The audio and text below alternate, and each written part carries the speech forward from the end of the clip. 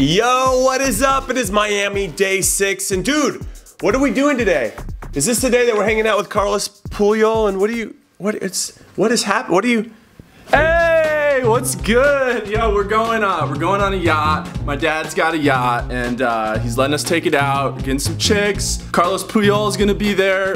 We're gonna do some wakeboarding and just have a good time and just, you know, be one with the ocean. You know, like just surfing and swimming and like.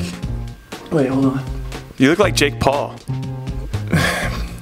Don't you ever say that name around me ever again. But yeah, we're just gonna be like, you know, swimming in the ocean and, you know, sand between our toes and just you know, like cool stuff, man, you know? No, I don't know. I think we're doing something. Well, you know different. what? Then you can stay here with your stick mic that plays Spanish radio or whatever, and like I can just I'll whatever, man. I'm just gonna go apply some suntan lotion, and then we're just gonna get it going. Let's just go. Let's have a good time.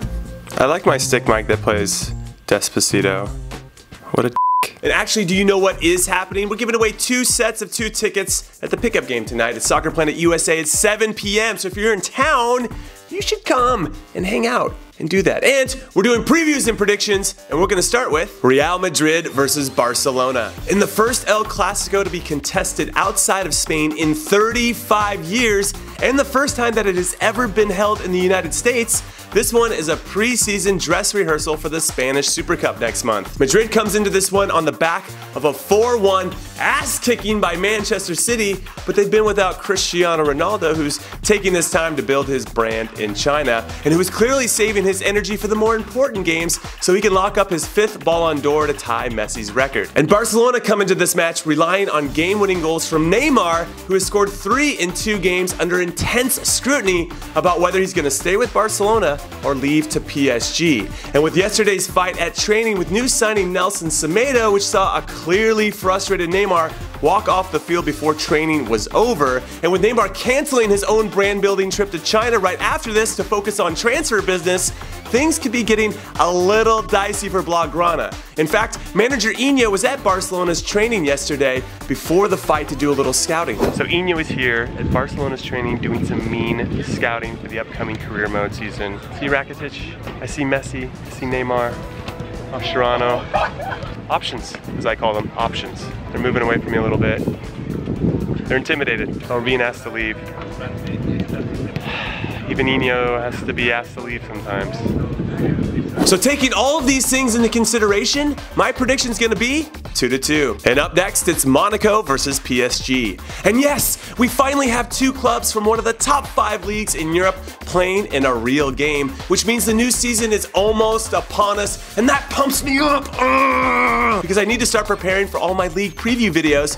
You guys know the ones where I nail all of my predictions, as I do. But let's talk about this French Super Cup that's being played in Morocco first. PSG are coming off a disappointing season by their standards, which hasn't been helped by a poor preseason as well, where they've lost 2 and drew 1 by conceding 8 goals in their 3 games. But now that this one matters, I think they're going to tighten things up a bit. I mean, they have to tighten things up a bit. And as for Monaco, this could be the last time that we see Kylian Mbappe and Thomas Lemar playing for the club, with Real Madrid and Arsenal reportedly very close to sealing their deals. So I expect these 2 players to go all out and try to win one more trophy for the club that gave them a chance. However, PSG have won the last 2 meetings between these clubs with a combined scoreline of 9-1.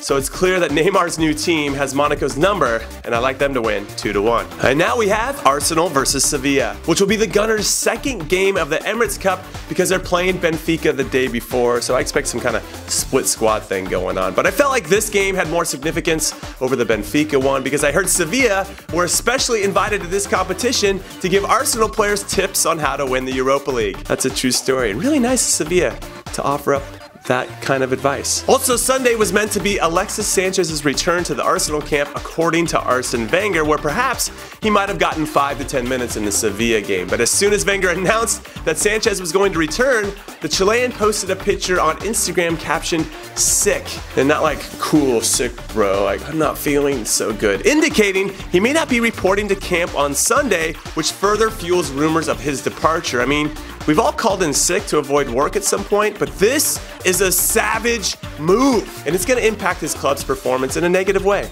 I really believe that. Sevilla's going to win this 2-1. And next up, it's Toronto FC versus NYC FC, CFC. With the Gold Cup officially over, most MLS clubs welcome back some of their best players, which for Toronto includes American heroes Josie Altidore and Michael Bradley, as they try to remain as the best team in all of MLS, where they currently sit on top with 40 points. But they're facing off against a team in NYC FC that, despite some defensive woes that have cost them quite a few points this season, they're only 3 points behind the Reds in the standings. Unfortunately for NYCFC, manager Patrick Vieira has never beaten them before. And I'm talking about Toronto. I'm sure there's other teams he hasn't beaten either. And I predict that is going to happen again. But honestly, as a neutral, I'm just buzzing to see Sebastian Giovinco and David Villa on the same pitch trying to one-up each other. So make some time for this game. Also, score. Ow!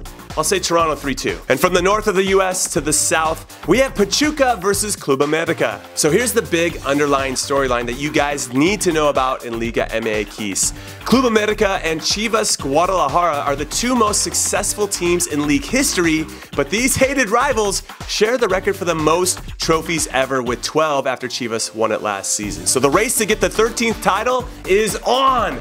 Vamos! But with America's 1-0 loss at home in the opening weekend of the Apertura season last week, they need to beat Pachuca, who also lost 1-0 last week, if they really want to let everyone in Mexico know that they are the real deal. But my fear is that America kind of sucks right now, so I think Pachuca's going to pull this one out 2-1. And finally, here's some other games that I'll be keeping my eyes on. Like Corinthians versus Flamengo, because Corinthians are running away with the Brasileiro. They're undefeated through 16 games. They have an 8-point gap at the top, which means everyone else in Brazil that doesn't support Corinthians, which I would assume is a lot of people, will be pulling for 4th place Flamengo to win. So we'll see if they can do it and give Corinthians their first loss of the season, or they won't. And Corinthians will just continue to do what they're doing, which is being awesome. And also I'll be watching Spartak Moscow versus Krasnodar, and because you know how much I despise Krasnodar, I hate you guys, I'm pulling for Spartak to win their first game of the just started 2 weeks ago Russian Premier League season, because they need to bring Krasnodar down. Krasnodar doesn't deserve to be in any league, the Europa League, the Champions League, nothing. They suck. Except I lost to them and Rotherham in the same week. And you guys will never let me forget about it. So Laurent M2K, where the f your name is. And lastly, it's the LA Galaxy versus the Seattle Sounders, because after the Sounders fired their longtime coach Ziggy Schmid last season, they went on to win MLS Cup for the first time in their history, and that's gotta hurt for Ziggy. Right here, right in the heart. Well, now Ziggy has resurfaced as the new head coach of the Galaxy, and they're playing against each other this weekend. That's his first game in charge of the Galaxy against his old team.